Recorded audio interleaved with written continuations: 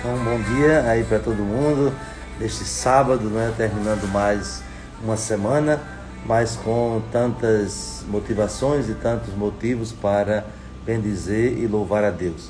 Iniciamos em nome do Pai, do Filho e do Espírito Santo. Amém. Ó Deus eterno e todo-poderoso, que nos concedeis no vosso imenso amor de Pai, mais do que merecemos e pedimos, derramai sobre nós a vossa misericórdia, perdoando o que nos pesa na consciência e dando-nos mais do que ousamos pedir. Por nosso Senhor Jesus Cristo, vosso Filho, na unidade do Espírito Santo. Amém. Hoje nós temos um pequeno trecho do Evangelho que se encontra em Lucas capítulo 11, versículo 27 ao 28. Então, praticamente 2 versículos, um trecho muito pequeno, mas que nos evoca, nos chama para a leitura do Evangelho na sua totalidade. 2 versículos, mas com um peso teológico muito grande. Por quê?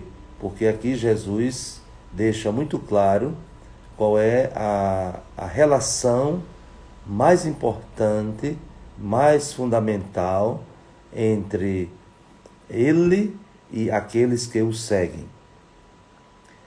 E, antes de tudo, né, a relação que Jesus evidencia aqui é com a sua mãe.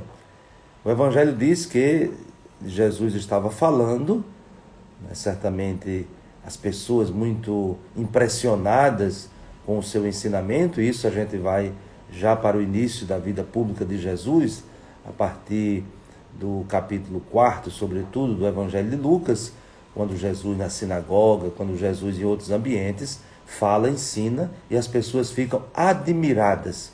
Essa admiração que leva a uma adesão, mas também a um escândalo, né? Até na sinagoga se diz isso, todos estavam admirados, mas quando Jesus vai dizer, um profeta não é aceito na sua pátria e tudo isso, então começavam a se escandalizar. Então, Jesus está ensinando e alguém, né, uma mulher, levanta a voz no meio da multidão e lhe diz: feliz o ventre que te trouxe e os seios que te amamentaram. Então, aqui ela está fazendo um elogio à mãe de Jesus, vista apenas no aspecto biológico, apenas numa dimensão humana. De fato, Maria é mãe de Jesus, porque nela o Verbo Eterno se encarnou. Porém, essa verdade da encarnação vai para além de uma questão puramente biológica. Se fosse isso, Jesus seria o fruto da união física de um ato sexual entre Maria e José.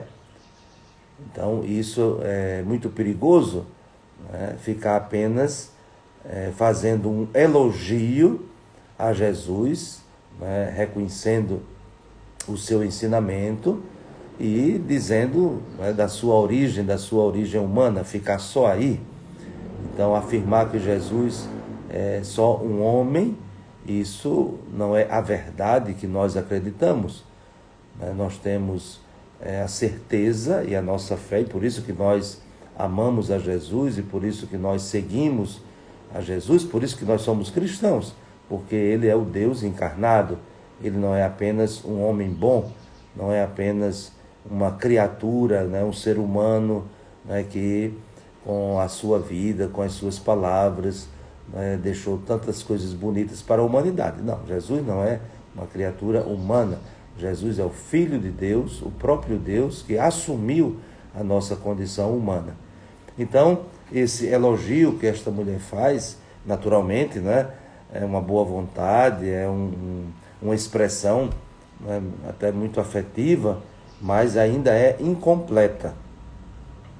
E, portanto, o Evangelho tem que nos ajudar a dar esse passo, né, de uma admiração de Jesus, até mesmo o nosso amor que temos para com a sua mãe, que nos foi dada também como mãe, mas a dimensão mais profunda dessa comunhão, dessa união, dessa proximidade de Maria, a mãe de Jesus, com Jesus, o seu filho, está justamente nessa segunda parte do Evangelho, né, no versículo 28. Jesus respondeu: muito mais felizes são aqueles que ouvem a palavra de Deus e a põem em prática. E como nós dizíamos no início, esse trecho do Evangelho, ele nos faz retomar todo o Evangelho de Lucas. É um texto muito pequeno, 2 versículos, mas nós temos aqui condensado, né, podemos dizer, condensada toda a mensagem do Evangelho, isto é, nesse segundo versículo do Evangelho de hoje, Jesus deixa muito claro que a felicidade de Maria, e portanto aquela saudação do anjo, alegra-te cheia de graça, o Senhor está contigo, não vem simplesmente do fato de ter dado à luz, mas de ter realizado a vontade de Deus. No próprio texto da Anunciação, que está no início do Evangelho de São Lucas, nós vamos encontrar isso. Eis aqui a serva do Senhor, faça-se em mim segundo a tua palavra. Então, vejam que, como estamos já dizendo, né, esse texto do Evangelho, mesmo 2 versículos tão pequenos, eles servem como uma espécie de janela, de porta, para visitar todo o Evangelho. Vejam que o Evangelho de Lucas, ele, também os outros evangelistas fazem isso, mas o Evangelho de Lucas, né, já ao iniciar, nós vamos encontrar justamente isso, Maria, que é a serva do Senhor. Maria é aquela que acolhe no seu coração, em primeiro lugar, a palavra de Deus, e essa palavra de Deus, né, o Verbo, né, se faz carne em Maria, e, portanto, a primeira e fundamental relação que existe entre ela e o seu filho vem justamente do seu sim. A carta aos Hebreus vai dizer que Jesus, ao entrar no mundo, vai dizer: não quisestes nem holocaustos, nem oblações, nem sacrifícios, então eu disse: eis-me aqui. Esse eis-me aqui para fazer a tua vontade. Então, o filho e a mãe estão unidos profundamente, não simplesmente por laços biológicos, isso será uma consequência, mas porque fazem a vontade do Pai que está no céu. Põe em prática a palavra de Deus.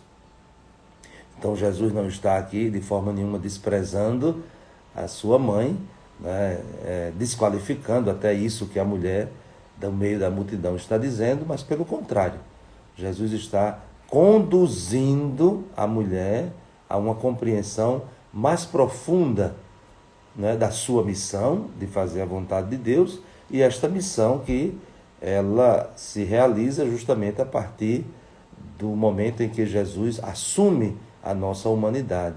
E onde é que Jesus assume a humanidade? No seio de uma mulher, isto é, no seio de Maria. Por quê? Porque ela disse sim à vontade de Deus. Então, esse aprofundamento, né, que Jesus conduz essa mulher que com muita boa vontade faz esse elogio: feliz o ventre que te trouxe e os seios que te amamentaram, de fato Jesus está fazendo com que ela dê um passo mais profundo nessa sua compreensão de Jesus, da sua missão e da relação que existe entre Jesus e a humanidade que ele assumiu, e assumiu em Maria, a jovem de Nazaré, que é a sua mãe e também a nossa mãe. Então, que também busquemos essa felicidade, busquemos essa bem-aventurança, né? Feliz também é uma palavra que pode ser traduzida por bem-aventurado. Então, feliz, bem-aventurado o ventre que te trouxe e os seios que te amamentaram. Então, que a nossa vida também seja bem-aventurada por causa do nosso compromisso, do nosso desejo, do nosso empenho de conhecer a vontade de Deus através da sua palavra e de colocá-la em prática. Então, que Maria, que é o exemplo por excelência, né, de alguém que escuta a palavra, acolhe a palavra e vive a palavra, também continue sendo para nós a inspiração para sermos também bem-aventurados, sermos felizes. E que desça sobre vós a bênção de Deus Todo-Poderoso, Pai, Filho e Espírito Santo. Amém. Desejo a todos um bom e abençoado final de semana.